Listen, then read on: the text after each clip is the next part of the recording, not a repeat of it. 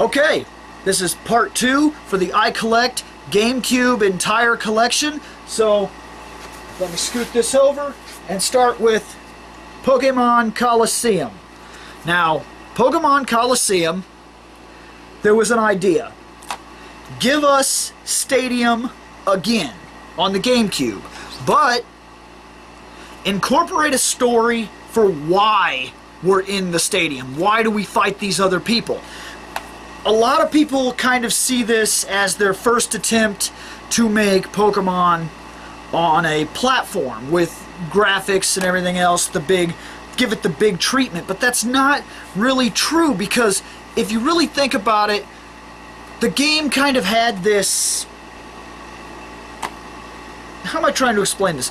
The game kind of had this thing where it just felt more like Colosseum the whole time you were playing it. It never actually felt like Pokemon. You can't even catch wild ones in this, and that's probably the biggest downfall to this entire game. Not being able to catch wild Pokemon and being massively restricted to the ones you're going to be able to catch by allowing you to catch what's called Shadow Pokemon.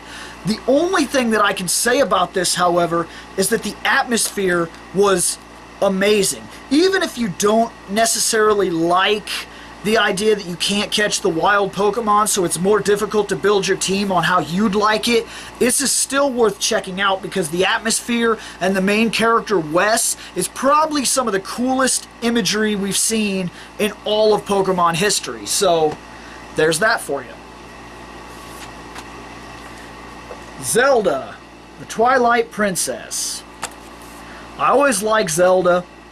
I don't quite feel that the 3D Zelda was for me as much as my original Zeldas. I like more of the Game Boy Zeldas and the Nintendo and the Super Nintendo Zeldas. And it's not just that I grew up with it, it's just that there's something about it that feels better to me. It feels more epic in 3D, but I'm not sure why. I really still prefer that retro feeling. I like walking around, kind of like the Minish Cap type of thing. I like that style better, and that's just the way it is for me. But in terms of this was a good game, but I didn't like it on the Wii, so I was real happy that I was able to find it for the GameCube, because when I played it for the Wii, I was disappointed. There was something about the controller that I just didn't like, and I wanted that controller back in my hand, and the retro feeling of having that GameCube controller helped me play this game and helped me enjoy it that much more.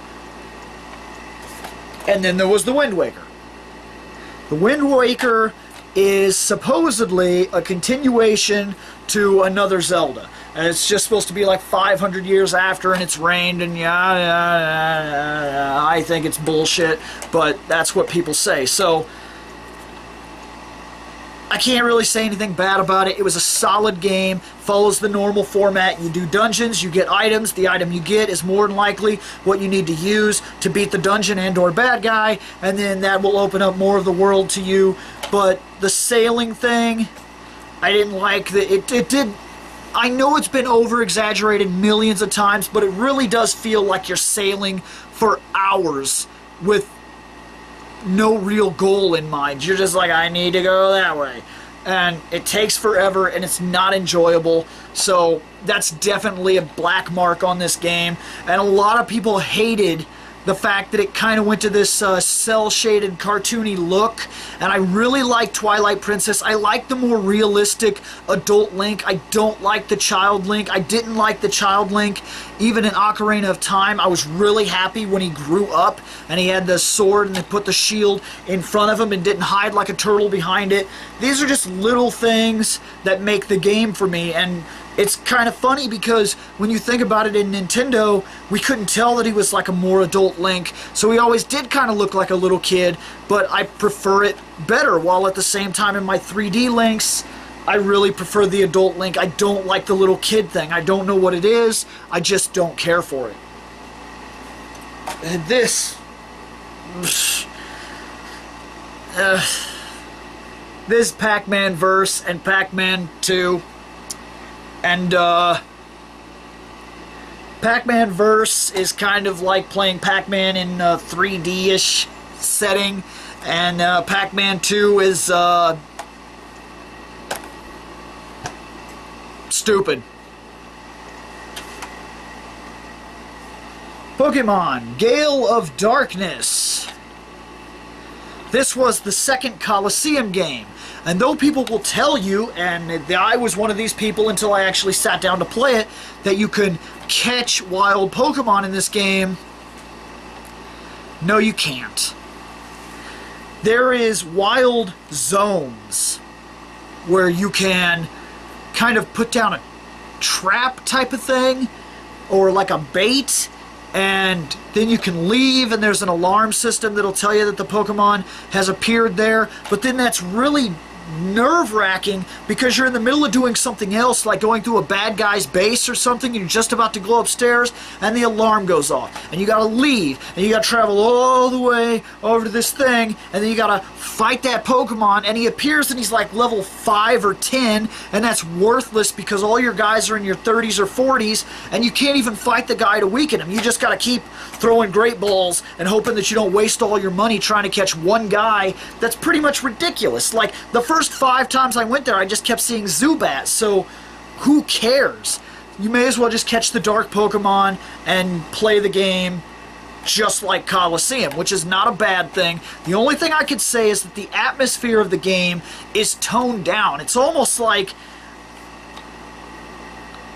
I don't want to sound ridiculous, but the only thing I could think is that some parent seen some kid playing Pokemon in a darker universe and was like, oh well, Pokemon's going downhill. I don't know. I can't explain what happened. Like, Wes is not there, nor do you really hear about him. You get some little kid, and he's like a way geeky looking little. You get this guy. Who wants to be that guy?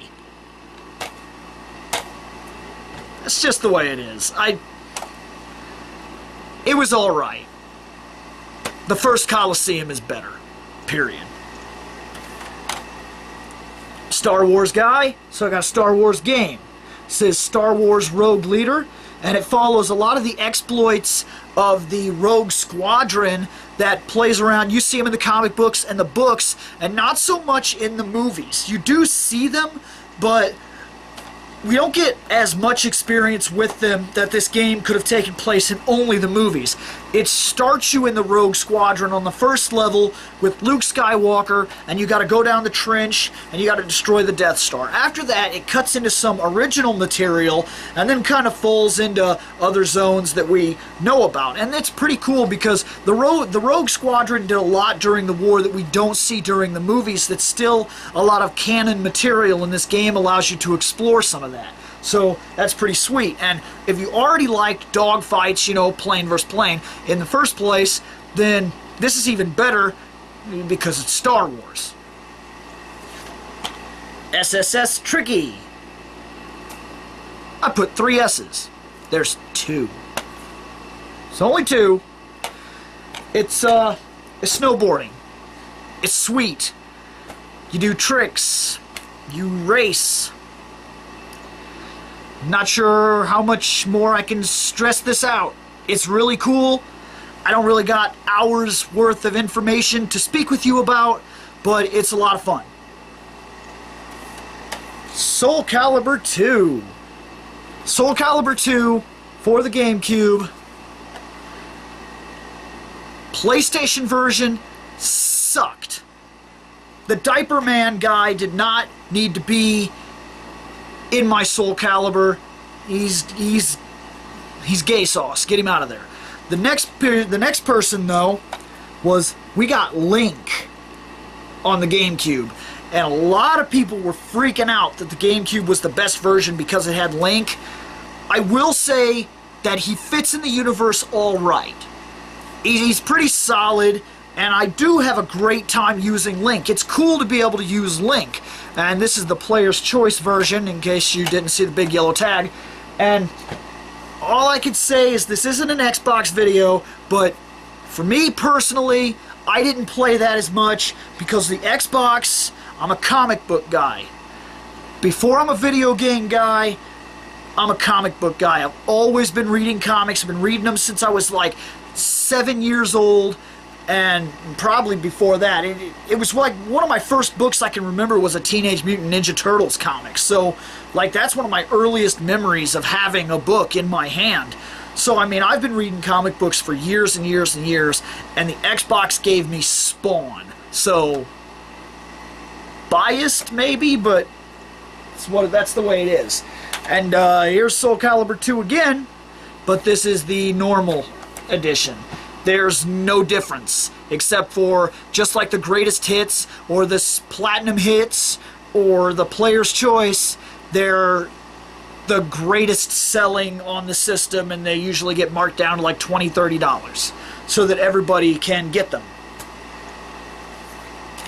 XMen Legends. The reason I like XMen Legends was not because it's X-Men, not because it had a good story, not because it was comic books, not because it was a great game. It's because it was a throwback to something I'd been craving for years. Games like Final Fight, Streets of Rage, Teenage Mutant Ninja Turtles, the side-scrolling beat-em-up was dead.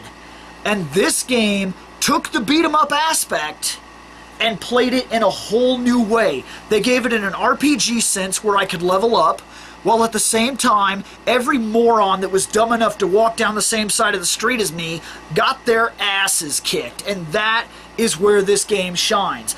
You get a whole bunch of X-Men, you can customize your team, you can customize every single character, everything from costumes to the different materials that they have on them to the different moves that you allow them to use. I mean, if you want a Jean Grey that never flies but has maxed out psionic energy, then do it. If you want a Storm that just flies in the air forever and never has to come down to fight with everybody else, then do it. That's the way you want to level up. That's the way you level up. And that's what makes this game unique, is also that their powers combined to create more powerful attacks. Like, if Cyclops shoots a laser at the exact same time that Storm flying does a lightning bolt, and they hit at the same time, you get a combo move, which creates a new type of attack that does more major damage.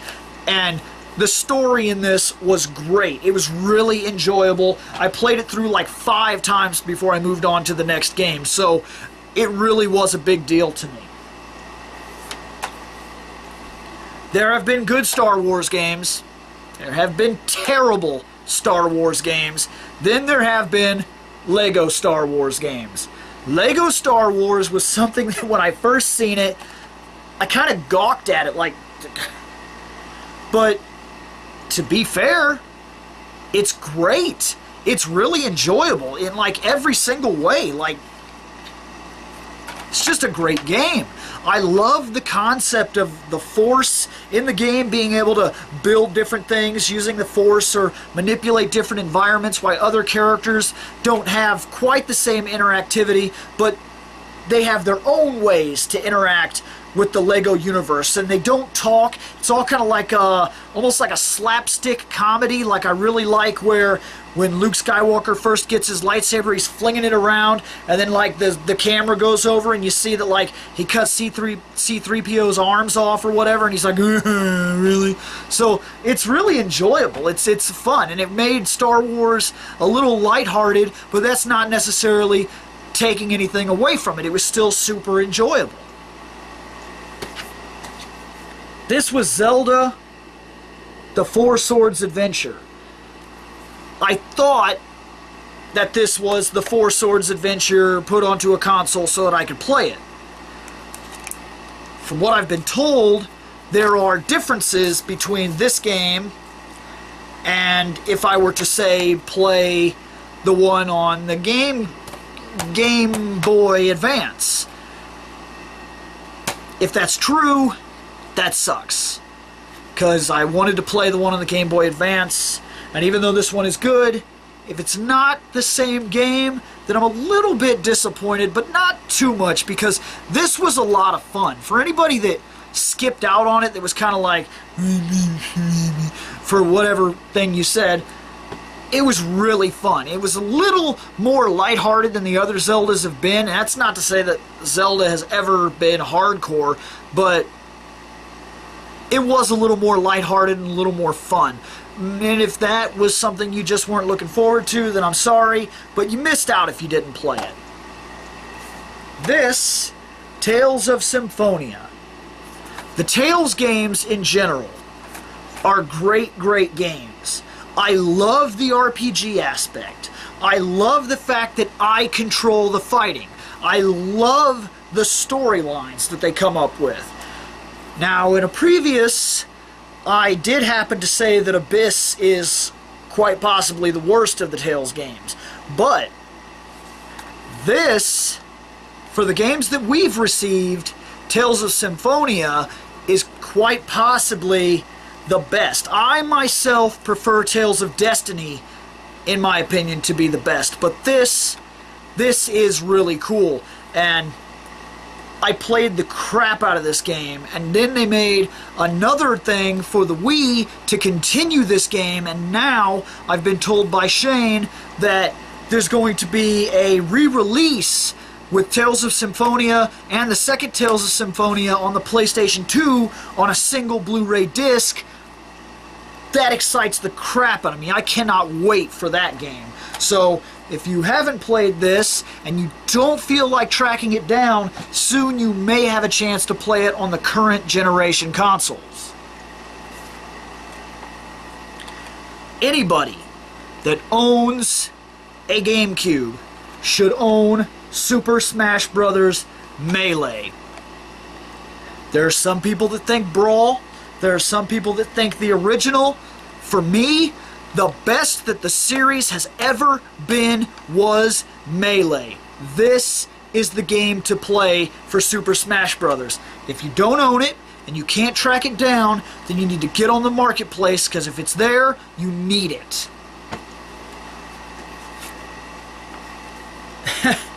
Mario Party 5. This is the only Mario Party I have, for some reason. I remember having Mario Party 6, 7, and 8. I don't know what happened to them. I don't know if when I moved I lost them, or maybe when I split with a girlfriend, maybe she took it with her. I don't know what happened. I really don't. It's just gone and it never came back, but I still have Part 5, and the whole point to Mario Party is essentially to be an asshole. You have your friends, and they need stars, and you want the stars, and there are like 100 different ways to be an asshole and take their stars away from them, adding to your stars so that you win and they lose. And that's the whole point to this game, but it's so enjoyable. You just won't believe it until you try it. And pretty much every Mario Party is about the same. I can't say that one is necessarily that much better than the other. They all seem to be about the same type of game. You run around a board, you make some decisions, you play some mini games. That's Mario Party. Every Nintendo system, you should have a Mario Kart. Super Nintendo, you should have Mario Kart. N64, you should have Mario Kart. GameCube, you should have Mario Kart. The new Wii should have Mario Kart. It's just the way it is. This is one of the greatest racing games ever made, because instead of emphasizing the importance of being first place, it really works more on the fact that you're having fun. And Double Dash takes it in a whole new direction, because one person can be the weapon and one person can be the driver, and it kind of changes the dynamic of the game, and also allows for some crazy 4-player gameplay. So it's kind of unique, and it's always fun no matter what Nintendo system you have it for. But the Double Dash is unique amongst its brothers, because it does something that the others have just never done. The 2 players in 1 car thing has not been repeated in a single game that I can think of. To end my GameCube Collection videos, I'm going to show you Karuga. If you've never played Karuga, if it is on a marketplace, if you can find this game, unless you have the reflexes of a god, you will not beat this game. And if you can beat this game, then I invite you, I encourage you to post a video response right here on YouTube on this video where I can watch you beat this game, because I've never met anyone in my life that can do this game, not on easy, on normal or higher. I've never met a person that can one-player this game all the way through like that, let alone two players. This game is incredibly difficult. You have a white shield and a black shield. If a white bullet comes at you, you need to absorb the white bullet by switching to the white shield.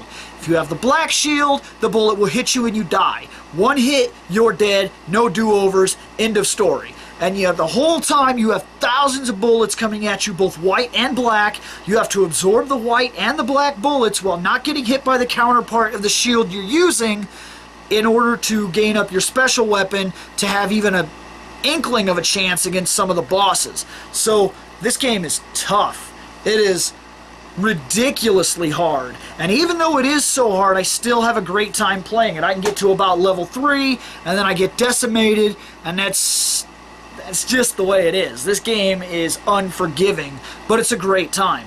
Anybody that can beat that game, prove it to me. Post a video response to this. Let me see it.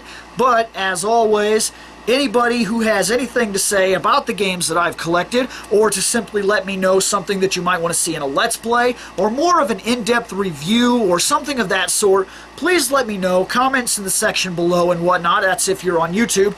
And for that matter, anybody that's not on YouTube or has found this video in some other way, we are located at ReploidProductions.com, so go there and then you can figure out some other areas that were also posted. So, this is Reploid Bill, ReploidProductions.com, and this has been my entire GameCube collection.